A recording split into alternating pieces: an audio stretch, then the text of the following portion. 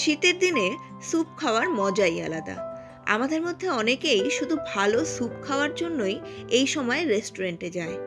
আজকে আপনাদের সঙ্গে শেয়ার করব টমেটো স্যুপের একটি রেসিপি, একদম রেস্টুরেন্টের মতন, যেটা বানানো খুবই সহজ ও অল্প সময়ে অল্প উপকরণে তৈরি হয়ে যায়।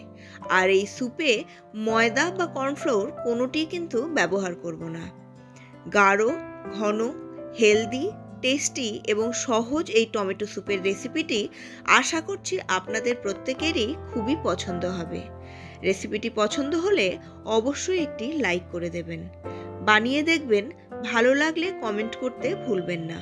আর রেসিপিটিকে বন্ধুবান্ধব ও ফ্যামিলি মেম্বারসদের সঙ্গেও অবশ্যই শেয়ার করে নিন, যাতে তারাও এই সহজ স্যুপের রেসিপিটিকে বাড়িতে একবার হলেও ট্রাই করে দেখে। এখানে টমেটো নিয়েছি হাফ কেজি বা 500 গ্রাম।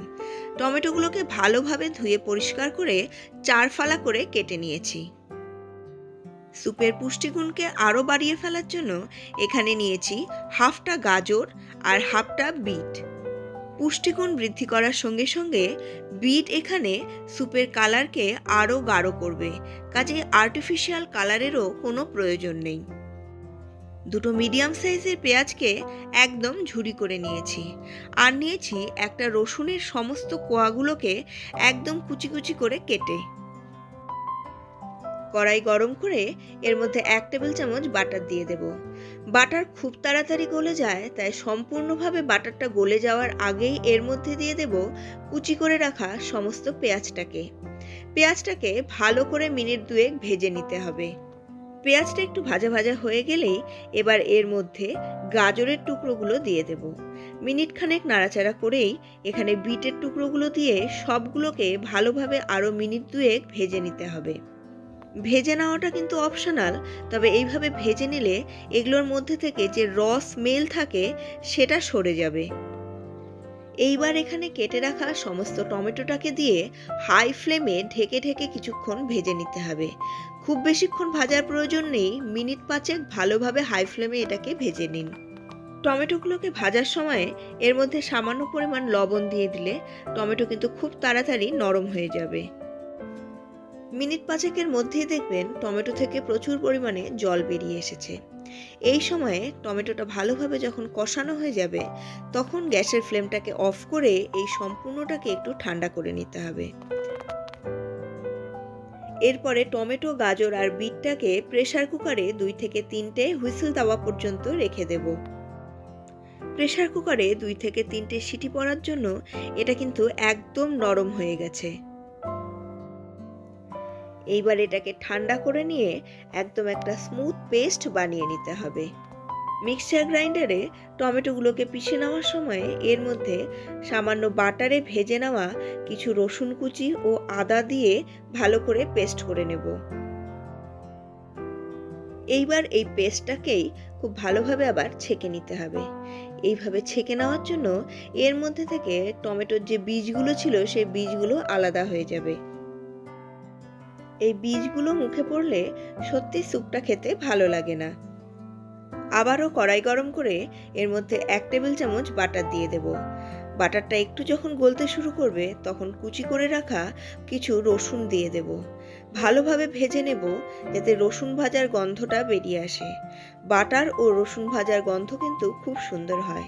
গন্ধটা বেরিয়ে আসলেই এবার এর মধ্যে টমেটো পিউরিটা ঢেলে দেব। এখানে যতখানি টমেটো পিউরি দিয়েছি তার হাফটা জল দিয়েছি, কারণ এটা কিছুক্ষণ ফোটাতে হবে, না হলে পরে কিন্তু স্যুপটা খুব বেশি গাঢ় হয়ে যাবে। এবার প্রয়োজন মতো লবণ দিয়ে ভালোভাবে এবার স্যুপটাকে ফুটিয়ে গাঢ় করে নিতে হবে।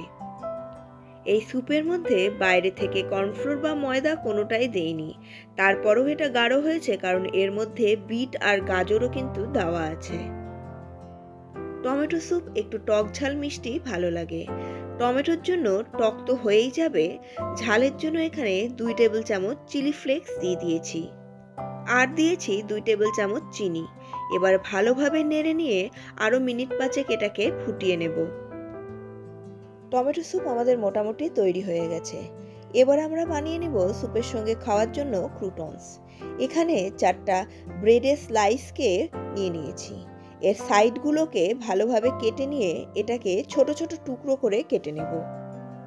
আপনারা চাইলে ব্রেডের স্লাইসটাকে বড়ও রাখতে পারেন, তবে আমি এগুলোকে একটু ছোট করে কেটে নিচ্ছি।